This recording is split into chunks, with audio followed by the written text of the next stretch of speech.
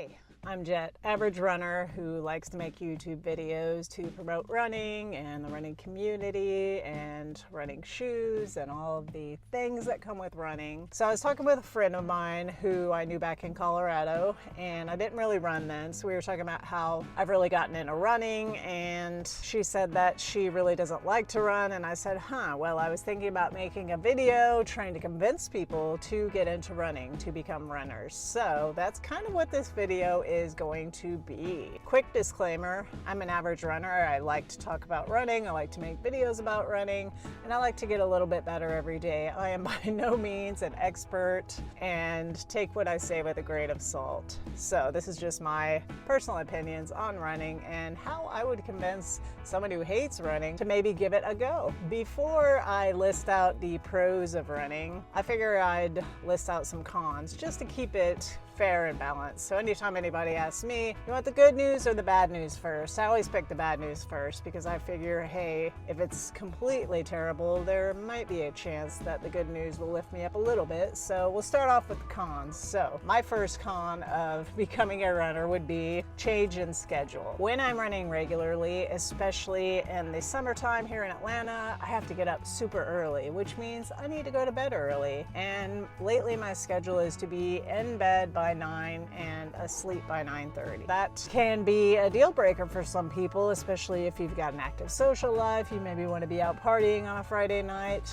Well, I'm in bed by, like I said, 9 o'clock, asleep by 9:30. So that's my exciting Friday night. My next con would be laundry.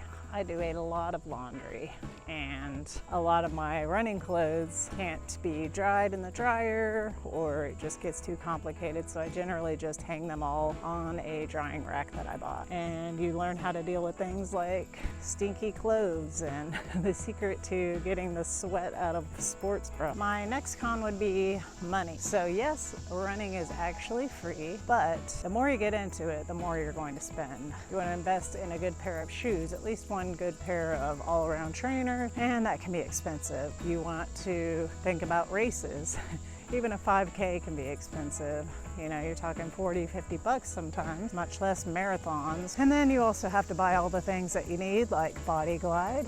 Do not run without that, especially in the heat and humidity of the South. You may need some gels for long runs, hydration, good running socks, all these things that are investments but are not cheap. My next potential negative consequence of becoming a runner is that you can become hangry or even get injured. So I typically get up, have some oatmeal, go on my morning run, come back and have what I call second breakfast, and that keeps me typically at bay, and I'm not hungry for another couple of hours. But I find that running, especially long runs, makes me very hungry and can kind of affect my mood. And then there's also the potential to become injured, especially if you jump into running and don't necessarily have a plan or just go all gung-ho at it. I've been pretty fortunate that I've not really been seriously injured. Yes, I do get sore sometimes. I recently lost half of a toenail, but other than that, I've been pretty good.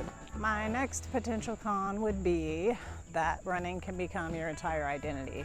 So you may turn into one of those stereotypical meme-like people who just talk about running all the time. And I get it. I've kind of become one of those. I mean, heck, here I am making a YouTube video for my YouTube running channel to convince you to become a runner, so I get it. Now we'll get to the good stuff. Things that I love about running and about being a runner. First one would be that I am so much healthier. I feel like I'm healthier than I was even in my 20s, even though I was pretty skinny and fit. I was engaging in bad habits and wasn't really healthy. I eat better. I exercise every day, even today. It's actually a rest day, but here I am out walking the dog and getting that exercise in. My next pro is going to be sleep and how I now prioritize sleep. So like I said earlier, I'm in bed by 9, trying to get to bed by 9:30. I just feel so much better when I've got a good night's sleep and can really tell the difference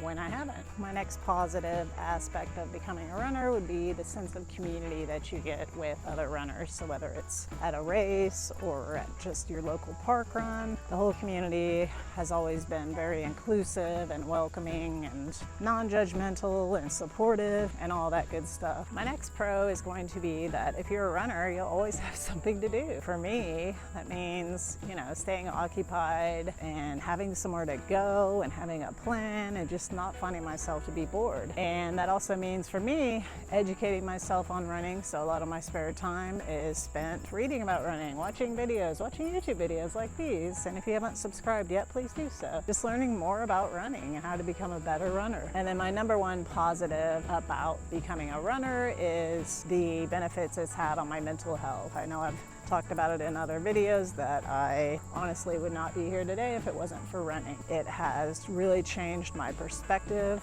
on everything. It's given me the desire to become just a little bit better every day. Like, it's how this whole channel started, and it's kind of spilled over into every aspect of my life. So that's kind of why I make these videos. If I can help anybody else, even one person, then I've done my job and it's been worth it. So the truth is, I can't convince you to become a runner. Only you can do that, because only you can say whether or not you are a runner. Being a runner doesn't mean running a marathon, running a half marathon, even running a 5K. You don't have to run every day. You don't have to run every week. Being a runner just means you put on your running shoes. Heck, it doesn't even have to be running shoes.